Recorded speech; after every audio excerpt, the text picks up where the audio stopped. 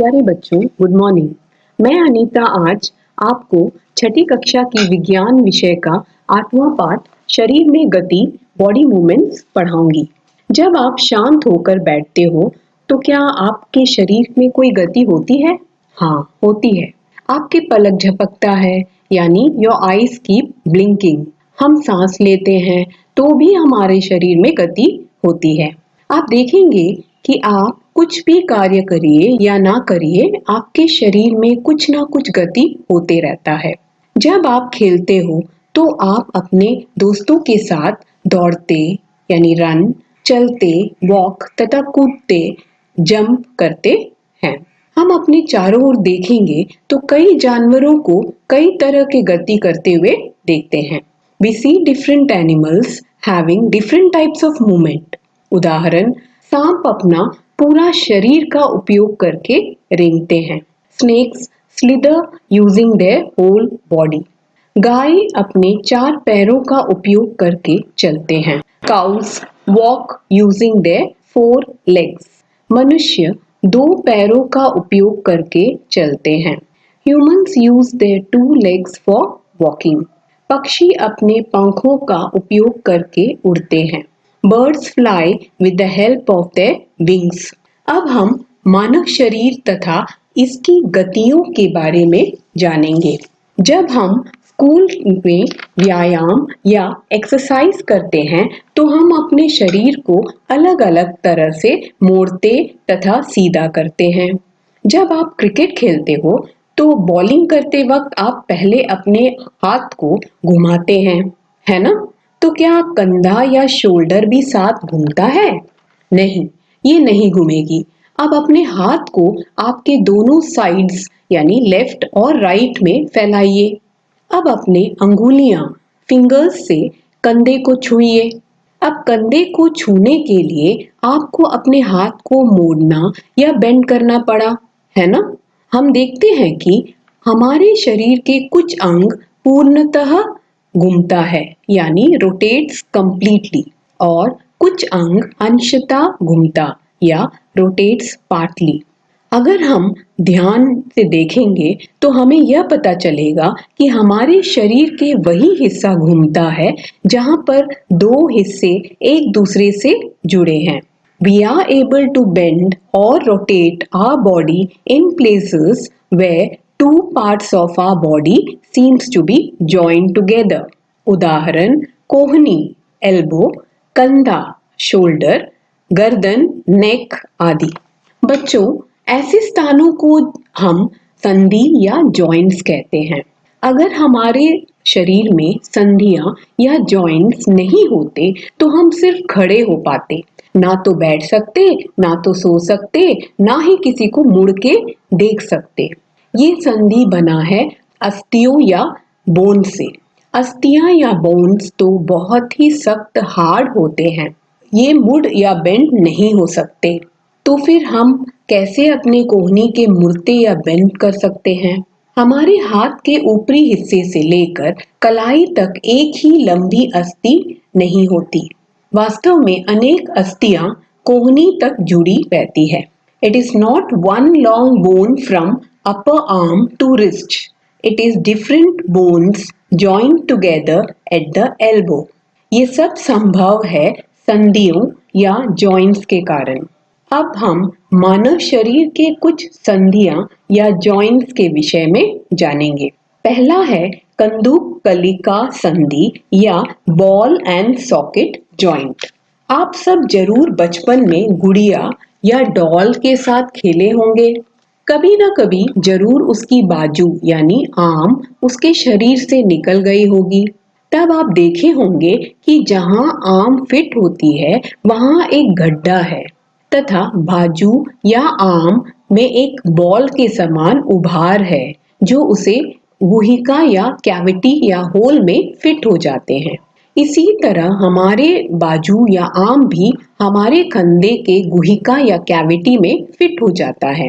इस संधि को कुंदक कलिका संधि या बॉल एंड सॉकेट जॉइंट कहते हैं। ये जॉइंट सभी दिशाओं में गति प्रदान करती है, इसलिए हम अपने हाथ को सभी दिशाओं में घुमा सकते हैं। दूसरा जॉइंट है गुराग्र संधि या पाइवोटल जॉइंट। यह संधि या जॉइंट जहां हमारा गर्दन नेक जुड़ता है सिर या हेड से। इस जॉइंट की सहायता से हम अपने सर को आगे पीछे राइट एंड लेफ्ट घुमा सकते हैं। धुराग्र संधि में बेलनाकार अस्थि एक छल्ले में घूमती है। In pivotal joint, a cylindrical bone rotates in a ring. तीसरा जॉइंट है हिंज संधि या हिंज जॉइंट। हमारे घर के दरवाजे, डोर या खिड़की, विंडो में कब्जा या हिंजेस लगा होता है जो सिर्फ आगे और पीछे की ओर खुलने देता है। हमारी घुटना, नी तथा कोहनी, एल्बो में हिंज जॉइंट है जो उसे केवल एक ही दिशा में आगे पीछे गति कराते हैं। चौथा जॉइंट है अचल या फिक्स्ड जॉइंट। हमारी सिर, हेड के अस्थियां या बोन्स के बीच अचल या फिक्स्ड जॉइंट है। हम अपने निचला जबड़ा या लोअर जॉ को हिलाते हैं भोजन करते समय, बातचीत करते समय, उभासी लेते समय यानी वाइल यॉर्निंग। लेकिन क्या आप अपने ऊपरी जबड़ा या अपर जॉ को हिला सकते हैं? नहीं, क्योंकि ये बना है अचल संधि या फिक्स्ड जॉइंट से। हमारे शरीर के विभिन्न संधियों या जॉइंट्स हमारे हड्डियों या बोन्स को एक दूसरे से जोड़ते हैं। अब हम जानेंगे कि हमारे शरीर को विभिन्न आकृति या डिफरेंट शेप कौन प्रदान करता है। हमारे शरीर में कंकाल या स्केलेटन है जो हमारे शरीर को आकृति या शेप देता है। आप एक्सरे शीट देखे होंगे, आप उसमें हमारी हड्डियों या बोन को देखे होंगे। आप अपने अंगुलियां या फिंगर्स को छूकर या टच करके महसूस कीजिए कि ये सब एक दो नहीं बल्कि बहुत सारे छोटी छोटी अस्थियां या बोन से बने हैं जो संधियों या जॉइंट्स की वजह से लचीला या फ्लेक्सिबल है। आपकी कलाई या रिस्ट भी बहुत सारे बोन से बने होते हैं। अगर आप अपने छोटे भाई की छाती या चेस्ट या पीठ या बैक में हाथ से दबाएंगे तो आप पाएंगे कि वक्ष की हड्डियां या बोन्स ऑफ चेस्ट, जिसे पसलियां या रिब्स कहते हैं, मुड़ी हुई है। रिब्स चेस्ट बोन्स और मेरुदंड या बैकबोन से जुड़कर एक बक्से या बॉक्स की रचना करते हैं जिसे पसली पिंजर या रिब केज कहते हैं। हमारे शरीर के कुछ महत्वपूर्ण अंग, इम्पोर्टेंट ऑर्गन्स जैसे कि हृदय, हार्ट, फेफड़े, लंग्स आदि को सुरक्षित सेफ रखते हैं।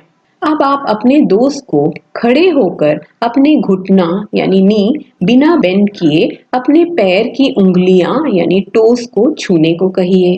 अब आप अपने दोस्त के गर्दन, नेक से उसके पीठ पर बीच की ओर अंगुली ले जाइए। आपको एहसास होगा कि वहां पे कई अस्थियां हैं। ये है मेरुदंड या बैकबोन। अगर बैकबोन सिर्फ एक लंबी अस्थि या बोन से बनी होती तो हम ना तो झुक सकेंगे या तो और कोई काम झुक कर पाएंगे। हमारे कंधे में हड्डियां हैं। फिर जब हम नीचे की ओर जाते हैं, एक ऐसा संरचना स्ट्रक्चर है जो बॉक्स के समान है जो हमारे आमाशय चमक के नीचे पाए जाने वाले विभिन्न अंगों की रक्षा करते हैं। इसे श्रोणि अस्थियां या पेल्विक बोन्स कहते हैं। हमारे सिर की अस्थियां एक बॉक्स के समान है जो हमारे मस्तिष्क यानी ब्रेन को सुरक्षित रखते हैं। ये है खोपड़ी या स्कल बोन्स। हमारे शरीर में कुछ ऐसे अतिरिक्त अंग भी होते हैं जो अस्थि या बोन्स की तरह कठोर या हार्ड नहीं होते और इन्हें हम आराम से मोड़ या बेंड कर सकते हैं। इन्हें उपास्थि या कार्टिलेज कहते हैं। बच्चों, आपको ताकत दिखाने के लिए कोई कहे तो आप क्या करते हो? आप अपने मसल्स दिखाते हैं, है ना? पेशियां या मसल्स के संकुचन या कॉन्ट्रैक्शन तथा फैलाव या एक्सपेंशन से ही अस्थियां या बोन्स गति करते हैं। क्या पेशियां या अस्थियां हर गति के लिए आवश्यक है? दूसरे जंतु कैसे गति करते हैं? क्या सभी जीवों में बोन्स होते हैं? आइए कुछ जंतुओं के गति के विषय में जानते हैं। सबसे पहले केंचुआ या अर्थवर्म। एक अर्थवर्म के शरीर बहुत सारे छल्ले या रिंग से बना हुआ प्रतीत होता है। अर्थवर्म के शरीर में बोन्स नहीं होते, इनमें पेशियां या मसल्स होते हैं जो उनके शरीर को गति करने में सहायक है। चलने के दौरान केंचुआ अपने शरीर के पश्च भाग को भूमि में जकड़े रहता है तथा अग्रभाग को फैलाता है। इसके बाद वह अग्रभाग से भूमि को पकड़ते हैं तथा पश्च भाग को स्वतंत्र कर देता है। इसके पश्चात वह शरीर को संकुचित करता है और पश्च भाग को आगे की ओर खींचता है। इससे वह कुछ दूरी तक आगे बढ़ता है। केंचुआ इस प्रक्रिया को बार बार दोहराते हुए मिट्टी पर आगे बढ़ता है। इसके शरीर में चिकने पदार्थ होते हैं जो उसे चलने में सहायता करते हैं। During movement, the earthworm first extends the front part of the body, keeping the rear portion fixed to the ground. Then it fixes the front end and releases the rear end. It then shortens the body and pulls the rear and forward. This makes it move forward by a small distance. Repeating such muscle expansion and contraction, the earthworm can move through the soil. The body secretes a slimy substance to help the movement. अब हम घोंगा या snail के गति या movement के बारे में पढ़ेंगे। घोंगे या स्नेल तो हमारे द्वीप में बहुत सारे हैं। इसे तो सभी बच्चे देखे होंगे। इसके पीठ पर कवच या शेल होता है जो बाह्य कंकाल या एक्सोस्केलेटन है। उस कवच से घोंगे के सिर और एक मांसल संरचना यानी मस्कुलर स्ट्रक्चर जो इसके पैर या फुट है जो दृढ़ पेशियां या स्ट्रॉन्ग मसल से बने होते हैं। ये आराम से अपने मसल्स की सहायता से गति करते हैं। अब हम तिलचिट्टा या कॉकरोच की गति के विषय में जानेंगे। इनमें 3 जोड़ी 3 पेयर्स पैर होते हैं। वक्ष या चेस्ट पर 2 जोड़े पंख या विंग्स भी जुड़े होते हैं। अगले पैर संकरे तथा पिछले पैर चौड़े, ब्रॉड एवं बहुत पतले होते हैं। कुछ विशिष्ट पेशियां स्पेशलाइज्ड मसल्स उसको गति करने में मदद करता है। वक्ष की पेशियां चेस्ट मसल्स उसके उड़ते समय उनके परों या विंग्स को गति प्रदान करते हैं। अब चलिए पक्षियों के विषय में जानते हैं। हम जानते हैं कि पक्षी हवा में उड़ते हैं, जमीन पर वॉक करते हैं तथा कुछ जल में तैरते हैं। पक्षी उड़ पाते हैं क्योंकि उनके अस्थियां या बोन्स हल्की यानी लाइट पर मजबूत स्ट्रॉन्ग होते हैं। उनके पश्च पैर हाइंड लिम्स चलने तथा बैठने या पर्च ऑन ग्राउंड के लिए अनुकूलित या अडेप्टेड है। उनके अग्रपाद या फोर लिम्स की अस्थियां रूपांतरित मॉडिफाइड होकर पक्षी के पंख विंग्स बनाती है। उनके कंधों के अस्थियां या शोल्डर बोन्स बहुत ही मजबूत होते हैं। उनके वक्ष की अस्थियां ब्रेस्ट बोन्स उड़ने वाली पेशियों मसल्स को जकड़े रखने के लिए रूपांतरित मॉडिफाइड है तथा पंखों विंग्स को ऊपर नीचे करने में सहायक है। आइए अब मछली फिशेस की गति के विषय में जानेंगे।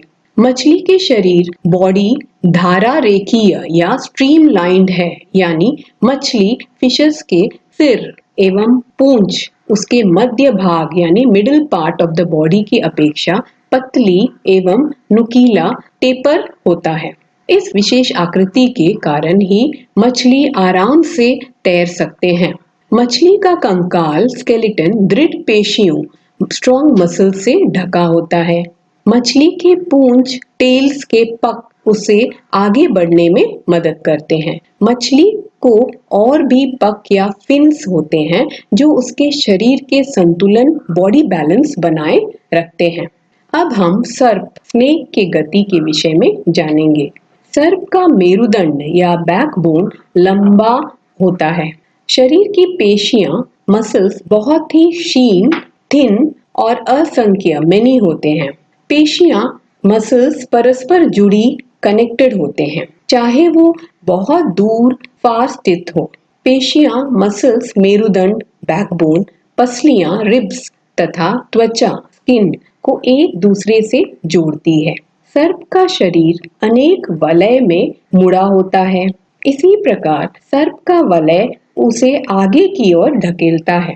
इस कारण सर्प बहुत तेज गति से आगे की ओर रेंगता है, लेकिन सरल रेखा में नहीं चलता।